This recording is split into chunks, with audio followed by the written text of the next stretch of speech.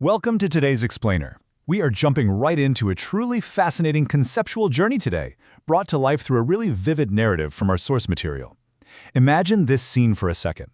A human seeker named Fletcher is standing on a stone terrace, looking out over the glittering waters of the Kaveri River, which shine almost like liquid consciousness. And standing right beside him isn't a human guru, it's a dragon named Zoran. Together they are about to unpack an ancient, deeply profound framework for living known as Ramanuja's Threefold Path. Okay, let's dive right into this. As they stand overlooking the river, Zoran the dragon points out a really fundamental human flaw. We absolutely love our extremes, don't we? We tend to cling to just one path in life. Some of us are totally obsessed with gathering knowledge. Others just throw themselves endlessly into action and work, and then some surrender entirely to devotion. But Zoran warns that isolating these elements is actually a massive mistake. To understand exactly why, we're going to map out today's explainer through a brilliant structural metaphor that Zoran introduces, the Temple of Three Doors. We'll start by looking at the one-legged problem. Then we'll walk through three distinct chambers: jhana for knowledge, karma for action, and bhakti for devotion. After that, we'll see how they all merge into the threefold unified system, and finally we'll look at how this ancient wisdom aligns perfectly with modern science. Section 1. The one-legged problem. The danger of clinging to extremes. In the story, Zoran shakes his magnificent golden scales and draws three glowing symbols in the air to emphasize a really powerful truth. He says, "A one-legged path makes a one-legged seeker. You cannot walk far that way." And honestly, this is the core problem we are solving today. Think about it. If you try to balance your entire existence on just your intellect, or just doing things, or just feeling things, you are eventually going to collapse. You need structural balance. Section 2. Jhana. Light of knowledge. Entering the first door. Fletcher steps into the first entrance of the mandapam. The air inside is cool and still. The walls are lined with these ancient palm leaf manuscripts, and a single lamp burns with a perfectly unwavering flame. This is the domain of jhana. Our source defines it as the clarifying function of consciousness that cuts through confusion and reveals the structure of reality. Now, what's really interesting about this concept is that Ramanuja didn't see knowledge as just hoarding information or memorizing facts. No, to him, it's true experiential illumination. This specific kind of knowledge takes the form of discrimination, discernment, clarity, insight, and direct perception. Zoran explains that knowledge is literally the light that reveals the path ahead of you. But here's the catch, and it's a big one. Light alone cannot move you forward. You can see the path perfectly, but if all you have is knowledge, you're still just standing at the starting line. This reveals the stark pitfalls of isolation. Knowledge without action simply becomes paralysis. You just overthink and never actually do anything. Meanwhile, knowledge without devotion becomes arrogance. You become cold, detached, and superior. In the narrative, right as Zoran says this, that unwavering lamp in the chamber suddenly flickers, almost as if the room itself agrees with the sheer danger of these extremes. Section 3. Karma. Engine of action. Entering the second door. Leaving that still library behind, Fletcher steps into a space that is absolutely alive with movement.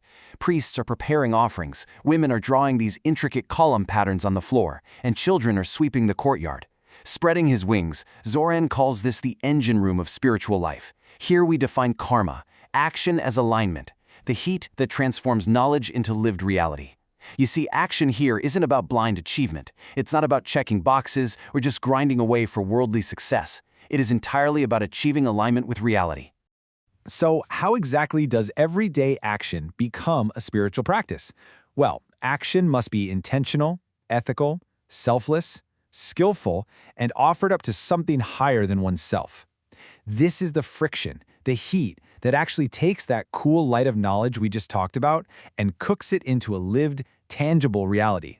So, the crucial point is, if you only have action, what happens? Action without knowledge becomes blind. You might be moving really fast, but you're heading in completely the wrong direction. And action without devotion becomes mechanical. You're just a machine going through the motions. So despite the bustling, humming purpose of this second room, action all by itself just isn't enough. Section 4. Bhakti. Gravity of devotion. Entering the third door.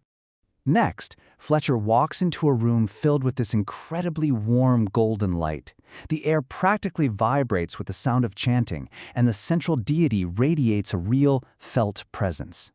Instantly, the seeker's heart softens.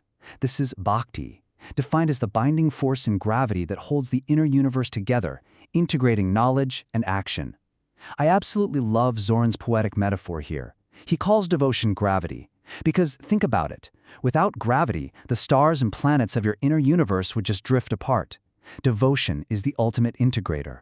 Ramanuja's view of devotion was incredibly robust. It is relational, emotional, cognitive, embodied, and transformative. He saw devotion as a deeply holistic state. It's not just some fleeting sentimental feeling you have on a Sunday, it's a profound cognitive and physical orientation toward love and connection that fundamentally changes who you are. But just like the others, it has its counterweights. Raw devotion without the clarity of knowledge eventually devolves into superstition, and devotion without the grounding of action becomes mere sentimentality, meaning you feel things very deeply but you're doing absolutely nothing to help the world around you. Section 5. The Threefold Unified System. The doors dissolve into one vast hall. Suddenly, in the narrative, the walls of the three separate chambers vanish. Fletcher is standing in one massive, unified space. Zoran, looking radiant in the center, draws a glowing triangle in the air to show that this is actually one path, with three vital functions. And this brilliantly illustrates this self-correcting system. Knowledge clarifies, which prevents blind action. Action aligns, which prevents stagnant paralysis. And devotion integrates, which prevents your intellect and your work from becoming dry and arrogant. It is just a perfectly balanced, sustainable ecosystem for the human soul. Section 6. Ancient Wisdom, Modern Science, the Empirical Reality. Let's move to Eluzing and see how this builds into an empirical reality. In a really fascinating twist, Zoran shifts from mystical guide to analytical thinker here. He points out that Ramanuja's ancient intuition perfectly maps onto modern science. Look at this. Jnana aligns directly with cognitive science, reorganizing our mental models. Karma aligns with behavioral psychology, literally rewiring our physical habits. And Bhakti aligns exactly with affective neuroscience, regulating our deep emotions and identity. Science today tells us we need all three of these for whole system transformation, which is exactly what Ramanuja taught centuries ago. Standing there in that vast, unified hall, Fletcher experiences this profound click of understanding. The path is a triad, a circuit, a living architecture. It is not a menu. You cannot just pick and choose what you like, or say, well, I'll do knowledge first, and then I'll get to action later. They have to happen concurrently. They are a living circuit. Zoran smiles at his human companion and offers this truly beautiful closing thought. Fletcher, this is how the soul walks, on three legs, with balance, with clarity, with love. Balance represents action, clarity represents knowledge, and love represents devotion. This right here is the whole system operating manual for a deeply fulfilled life. And that leaves us with a pretty major question to ponder as we wrap up this explainer. Which of the three legs is missing in your own journey? Are you stuck in the overthinking paralysis of knowledge? Are you blindly grinding away in continuous action? Or are you maybe floating in the sentimentality of devotion without grounding it? Take a moment to evaluate your own structural balance and try to bring all three of those doors into one unified hall. Thanks so much for joining me on this incredible journey today.